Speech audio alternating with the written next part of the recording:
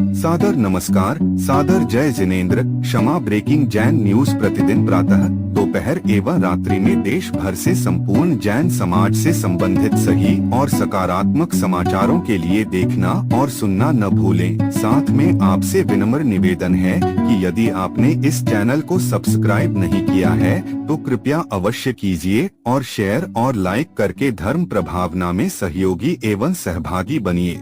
जम्मू कश्मीर के पहलगाम में मंगलवार दिनांक 22 अप्रैल 2025 को हुए आतंकवादी हमले में कम से कम 26 लोगों की मौत हो गई और कई घायल हो गए।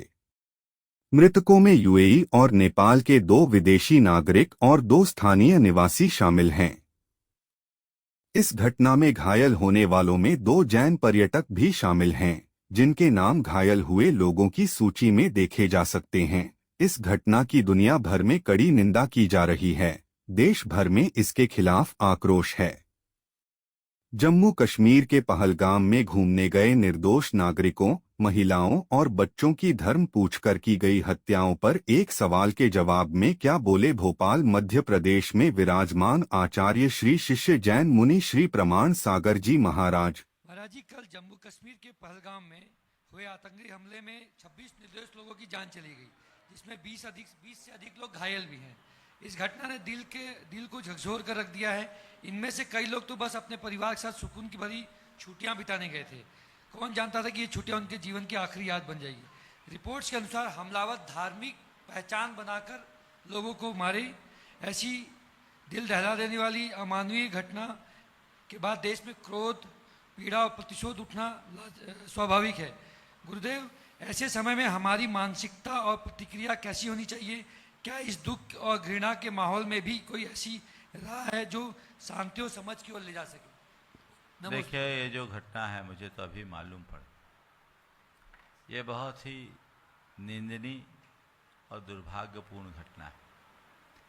पूरे विश्व में एक बहुत अच्छा संदेश था कि कश्मीर में अब अमन चैन स्थापित हो रहा है, लेकिन कतिपय लोगों को इस तरह की चीज़ें शायद पसंद नहीं, और जो लोग जिनका उद्देश्य ही पूरे देश को अस्थिर बनाने का है, आतंक फैलाने का है, वे अपने इस मंसूबे में कुछ अर्थ में सफल हो गए। इस घटना की जितनी भी निंदा की जाए उतनी कम है। सबसे पहले तो मैं उन तमाम लोगों को आशीर्वाद देता हूँ, उनके परिवारों को आशीर्वाद देता हूँ कि जिनने अपने बीच के सदस्यों को खोया है, वे विपत्ति की इस घड़ी में धैर्य रखें। भगवान उनकी आत्मा को शांति दे और परिवार को इस संकट से सहने की शक्ति दे, सामर्थ्य दे। मेरा उनके प्रति यही आशीर्वाद और सद्भावना है। स्वाभाविक है, इस तरह के क्रूर कृत्यों के बाद सबके मन में क्षोभ, क्रोध और अन्य प्रकार के भाव आना स्वाभाविक है। लेकिन मैं सभी से ये कहूँगा कि ये सब उन लोगों का कृत्य है जो पूरे देश में अस्थिरता और अराजकता फैलाना चाहते हैं। ऐसी घटनाओं की हमें बहुत संयत प्रतिक्रिया देनी चाहिए।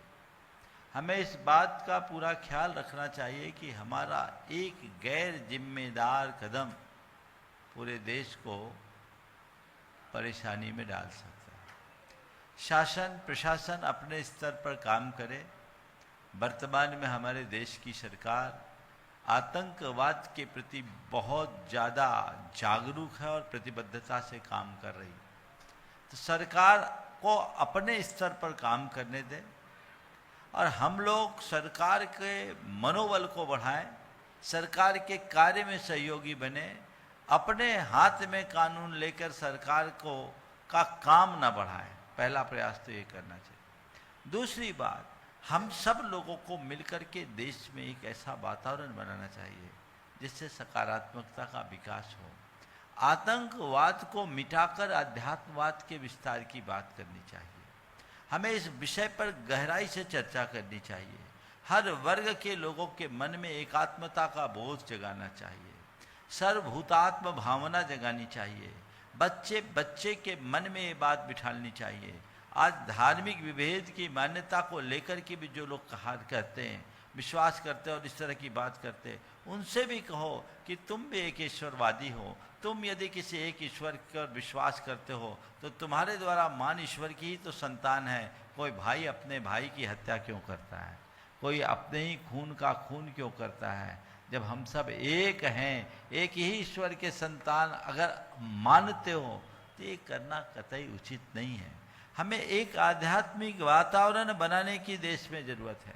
सरकारों को भी चाहिए कि इस बात को बढ़ावा दे और अपनी शिक्षा नीतियों में ये बातें जोड़े, जिससे देश का परिवेश सुधरे, वातावरण सुधरे, बच्चे बच्चे की सोच बदले, मजहबी कट्टरता, जिहादी मानसिकता और आतंकी मनोवृत्ति से समाज को मुक्त करे। इसकी आज सर्वाधिक आवश्यकता है। यदि इस स्तर पर काम करें तो परिणाम अच्छे आएंगे। मैं इस घटना की भर्त्सना करता हूँ, लेकिन इस घटना की भर्त्सना करने में मैं अपने बहुत ही उत्तेजनात्मक वक्तव्य जारी कर दूँ, आप लोगों को कहूँ कि इन सब चीज़ों को बर्दाश्त नहीं करना चाहिए, हमें इसका जोरदार प्रतिकार करना चाहिए, तो मेरा वक्तव्य केवल एक वक्तव्य बनकर रह जाएगा, उसका कारगर परिणाम नहीं आएगा। लेकिन यदि इस तरह के कृत्यों को देखते हुए हम रचनात्मक कदम उठाना शुरू करें तो आज का यह कदम आने वाले समय के वातावरण को अच्छा बनाने का एक आधार बनेगा। हम उस दिशा में चलें और अपने जीवन को व्यवस्थित करें। बोलिए अहिंसा परमो धर्म। मुझे नहीं लगता है ये किसने भ्रम फैलाया है। हमारा कार्यक्रम इंडिया गेट से हुआ था और अभी भी हम इंडिया गेट जा रहे हैं। जो कल आतंकवादी घटना हुई है वो केवल हादसा नहीं, वो महज एक घटना नहीं, वो सीधा सीधा नरसंहार का मामला है। जिस तरह से 28-30 लोगों को मृत्यु के घाट उतारा गया उनका धर्म पूछ पूछ करके, और जिस तरह से हमारी बहनें विधवा हुई है, जिस तरह से बच्चे बिलख रहे हैं, पूरे देश में आक्रोश है। और इसलिए आज सर्वधर्म के संत, या देखिए सनातन धर्म से, बौद्ध धर्म से, सिख धर्म, सभी धर्मों के धर्मगुरु उपस्थित हैं। हम भारत सरकार से मांग करते हैं चोर को नहीं, चोर की मां को मारा जाए। इस आतंकवादी घटना के पीछे जो ताकत है उस ताकत से भी निपटा जाए और आतंकवादियों को ऐसा सबक सिखाया जाए कि वो भारत माता की मिट्टी में ऐसा कार्य करने का कभी फिर सोच न सके। ये कठोर कार्रवाई जरूरी है। अहिंसा का संदेश देते हैं, लेकिन अब शायद वो समय नहीं है कि अहिंसा की नहीं, देखिए अहिंसा की बहुत जरूरत है, लेकिन मैं कहूंगा कि अहिंसा का अर्थ कायरता नहीं है। भगवान महावीर ने कहा है कि अभय हुए बिना अहिंसक नहीं हो सकता। देशवासियों को अभय बनाने के लिए भारत सरकार को सख्ती से पेश आना होगा और सख्त से सख्त कार्रवाई करनी चाहिए। और इसलिए मैं जैन धर्मगुरु होने के साथ साथ भारतीय सर्वधर्म संसद की ओर से मांग कर रहा हूं कि सख्त कार्रवाई करें। नाम मात्र का भाईचारा है पर दिल में दूरी है।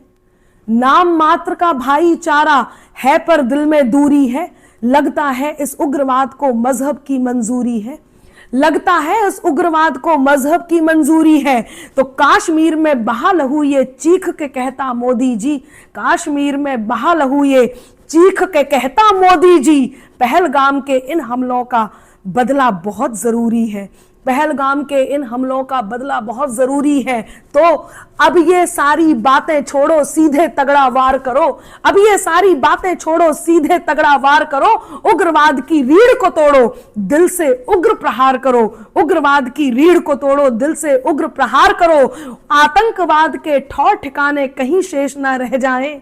पूरा देश कह रहा है कि आतंकवाद के ठौर ठिकाने कहीं शेष ना रह जाएं। सेना के शेरों को बोलो जाओ सीमा पार करो। सेना के शेरों से कह दो जाओ सीमा पार करो। सेना के शेरों से कह दो जाओ सीमा पार करो। Kshama breaking Jain news YouTube channel पर विज्ञापन देकर धर्म प्रभावना में बने सहभागी। विज्ञापन देने हेतु संपर्क कीजिए मोबाइल नंबर 9026900740 एवं समाचार एवं वीडियो भेजने हेतु WhatsApp number 9335236222। Kshama breaking Jain news YouTube channel देखने के लिए आपको बहुत बहुत धन्यवाद। सादर प्रणाम, सादर जय जिनेंद्र।